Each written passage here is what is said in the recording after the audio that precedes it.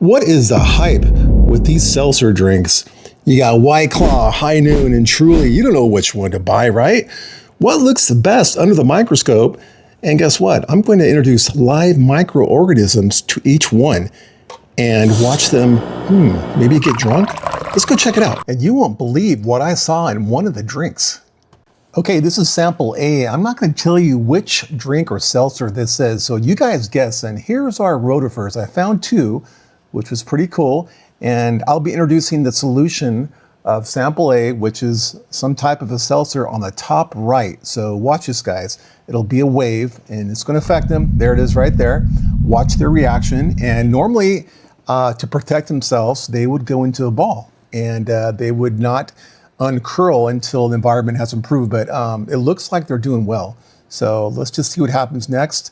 And let's follow them for a little bit. This one's going down south. Let's go ahead and stick to this guy right here. But let me zoom out and see where he's going. Let me focus on, there he is.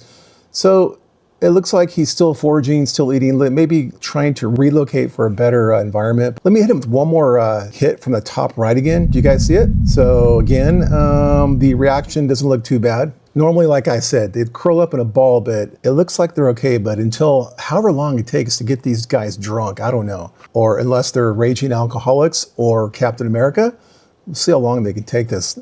This is like dropping 2,000 gallons of liquor on you guys.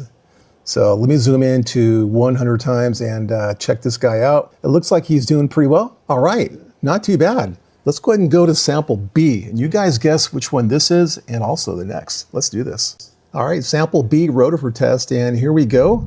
Top right, there's the first blast. And immediately he went into a ball. So kind of concerning compared to last sample, right? Well, like I said, their first line of defense is going into a ball and they will not come out until the environment improves. So I zoomed into 400 times magnification and he's still there. And it looks like he's not coming out of his ball. And like I said, first line of defense. Not sure what's up with this dude, but so there you have it. That's sample B. I don't know what's in sample B that would make him do this as opposed to sample A. You guys remember that, right? So remember this. Let's move on to sample C and see what's going on with that. So before we go any further, let me break down some of the anatomy of this Rotifer. And my apologies, I should have done this in sample A, but do you guys see those, his mouth? He has hairs and it's called cilia. And what it does, it creates this vortex of the hair spin in opposite directions from each side, and it creates that vortex where it sucks in food. And he eats algae, microscopic debris and whatnot. So after it passes the cilia, it goes into the mastics. And the mastic is its jaw, its teeth, and that's how it grinds its food. And from there, that thing that's moving, that's a muscle. And that muscle pushes down the food to his stomach. And from his stomach, you can see his toe, they call it a toe. And what he does with that toe or foot, he grabs onto debris and he stretches and he reaches out as he filters debris or food. Pretty cool, huh? So let me hit him from the top right, and here it comes, guys. See that? So that is another shot of sample C seltzer, and let's see how he fares. It looks like he's still eating, which is a good sign. And there's another hit right there. Let me focus for you. Not too bad, as opposed to sample B, and sample A was kind of like the same thing as this guy. So not too bad. You can see his cilia moving around. It goes down to his mastics, which goes down to the muscle. From there, it goes to the stomach. All this is amazing. It's another world down here. And they also swim very, very fast. Did you guys see that? Let me catch up to them. And later on, you'll see, I found like 5 in one slide. It was crazy. So I had to show you guys this slide. There he is. There's 1, 2 right there. And a little bit, where's those other guys? Okay, 1, 2, 3, 4. This is in one tiny drop of water. I found these guys in my backyard in the old flower pot that had water on the bottom of it. The water's been there for maybe 3 weeks after a rain. So there's the 5th one right there. So usually it takes a while to find one, but in this slide sample, I found 5. It's crazy. All right, so let's go to the microscope and let's see what these seltzers look like under the microscope, what's clean and what's dirty. Did you guys like the Rotifer test? Now try to guess which one's A, B, and C. Okay, here we are, sample A at 40 magnification, and I'm using methylene blue as a dye. So what that does, it brings out debris. So you guys can see it much more easier as opposed to not using dye. So it works for me. So I'm scamming around at 40 times to see if I find anything. Let me zoom into 100 and see what we find. Okay, still scamming here. It looks okay for sample A. I don't see anything too crazy. The blue's going in and out because on the slide it's thinner and in some areas it's thicker. Okay, what is that? Let me zoom into this. Let's go to 400 times and see what this looks like.